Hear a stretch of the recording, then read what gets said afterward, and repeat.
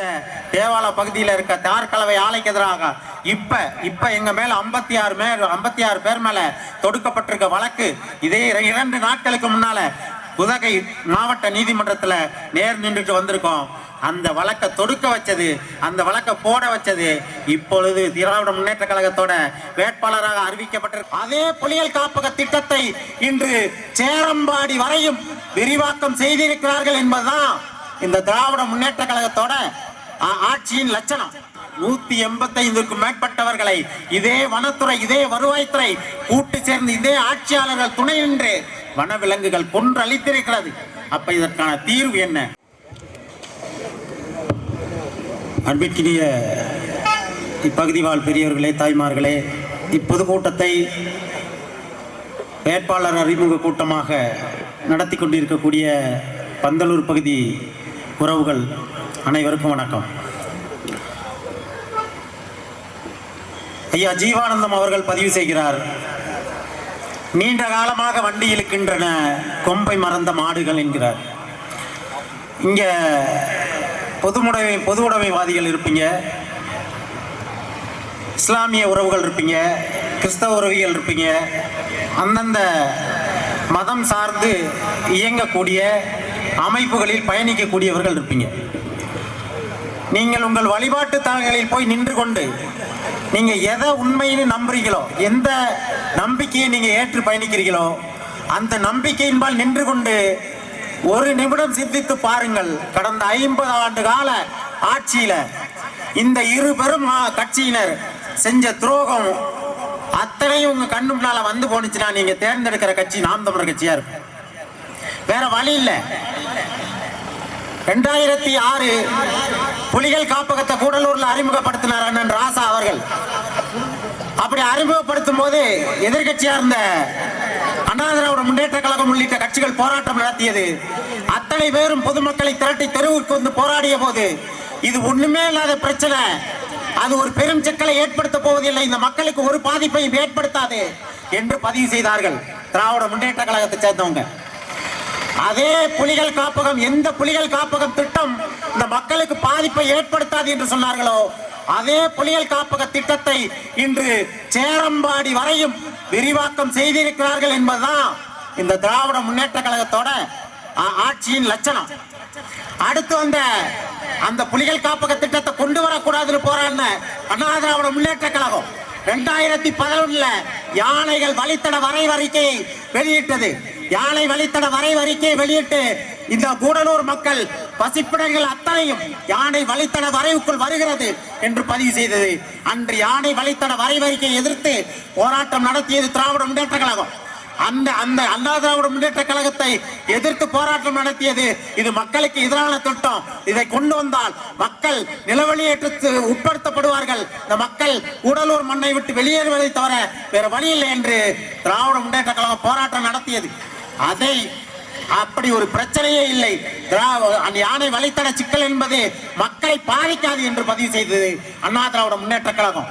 இப்படி தொடர்ச்சியாக 2003 புலிகள் காப்பக திட்டம், 2011 யானை வழித்தட வரைவு அறிக்கை, 2015-16 இந்த திராவிட முன்னேற்ற கழகம், அண்ணா திராவிட முன்னேற்ற கழகம், இங்குள்ள ஆட்சியாளர்கள், வருவாய்த்துறை, வனத்துறை அத்தனையும் சேர்ந்து 185க்கும் மேற்பட்ட சாமானிய மக்களை, வனவிலங்குகளை ஏவி விட்டு படுகொலை செய்திருக்கிறது. இதுதான் கூடலூர் மக்களுக்கு இவர்கள் வாக்கு செலுத்தியவர்களுக்கு காட்டிய நன்றி கடன். அதை உணர்ந்துதான் 2026 தேர்தல்ல கூடலூர் மக்கள் வாக்கு செலுத்த வேணும். ஏன் இந்த இடத்துல, இதே இடத்துல அண்ணன் சீமான் அவர்கள் நாம் தமிழர் கட்சி சார்பா தேண்டி மக்களை நிலவழியேற்றம் செய்யக்கூடாது என்று மிகப்பெரிய மாபெரும் பொதுக்கூட்டத்தை அண்ணன் சீமான் அவர்கள் தலைமையில நடந்துச்சு.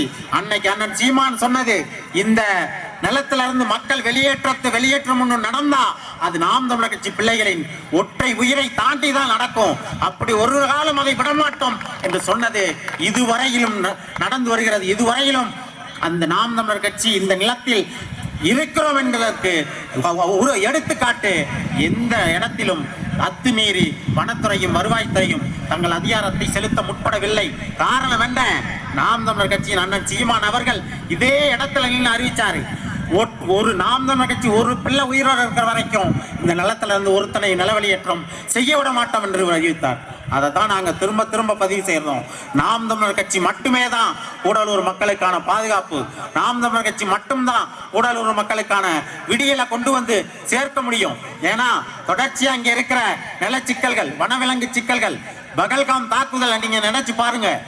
எல்லையில பதட்டம், எல்லையில 26 பேரை தீவிரவாதிகள் உள்ளே நுழைந்து தாக்குதல் நடத்தினார்கள் என்பதற்காக அந்த ஒரு நாட்டை எதிர்த்து சண்டை பிடிக்க முடியும் என்றால் 185க்கும் மேற்பட்டவர்களை இதே வனத்துறை, இதே வருவாய்த்துறை கூட்டு சேர்ந்து இதே ஆட்சியாளர்கள் துணை நின்று வனவிலங்குகள் கொன்று அளித்திருக்கிறது.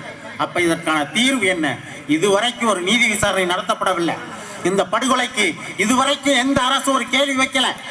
2014 ஓவேலி பகுதி முழுக்க தேர்தல் புறக்கணிப்பு அறிவிச்சோம். 16,000 பேர் வாக்கு செலுத்தல. 16,000 பேர் வாக்கு செலுத்தல. அந்த மண்ணில் 3 வாக்குச்சாவடியில குறைஞ்சது 15 வாக்குக்கு மேல பதிவாகவில்லை. இதுவரைக்கும் 100% வாக்கு செலுத்துங்கன்னு சொல்ற இதே தேர்தல் ஆணையம் ஏன் 16,000 பேர் வாக்கு செலுத்தினாங்க இதுவரைக்கும் ஒரு கேள்வி வைக்கல. காரணம் என்ன? இந்த ஆட்சியாளர்களின் ஊதுகுழலாதான் இந்த தேர்தல் ஆணையம் செயல்பட்டுக்கிட்டு இருக்கு. அப்ப நாம செலுத்த வேண்டியது, நாம் தமிழர் கட்சி உண்மையும் நேர்மையுமா இந்த நடத்துல நாங்க நிக்கிறோம். தொடர்ச்சியா போராட்டம், 25-30க்கு மேற்பட்ட வழக்குகளை ஒவ்வொரு பொறுப்பாளர்களும் சந்திக்கிறோம். அன்றாடம் இந்த நிலத்தை, இந்த தேவாலய பகுதியில் இருக்க தார் கலவை ஆலைக்கு எதிராக இப்ப எங்க மேல 56 பேர் மேல தொடுக்கப்பட்டிருக்க வழக்கு இதே 2 நாட்களுக்கு முன்னால உதகை மாவட்ட நீதிமன்றத்தில் நேர் நின்றுட்டு வந்திருக்கோம். அந்த வழக்கை தொடுக்க வச்சது, அந்த வழக்கை போட வச்சது இப்பொழுது திராவிட முன்னேற்ற கழகத்தோட வேட்பாளராக அறிவிக்கப்பட்டிருக்கிற அண்ணன் திராவிடமணி அவர்கள். இதை மறந்துடக்கூடாது.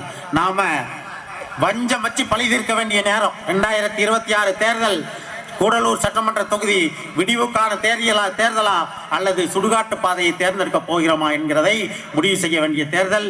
அதனால அண்ணன் சீமான் அவர்களால் அறிமுகப்படுத்தி இங்கே வேட்பாளராக நிறுத்தப்பட்டிருக்கிற எனது தம்பி கார்த்திக் அவர்களுக்கு இந்த சட்டமன்ற தேர்தலில் ஏற்கலப்பையுடன் கூடிய விவசாய சின்னத்தில் உங்கள் வாக்குகளை செலுத்துவதுதான் உங்கள் எதிர்கால பிள்ளைகளுக்கு நீங்கள் செலுத்துகிற நல்ல வாழ்க்கையை தருகிறோம் என்பதற்கான சான்றாக இருக்கும் என்று கூறி வாய்ப்புக்கு நன்றி பாராட்டி விடைபெறுகிறேன். நன்றி, வணக்கம்.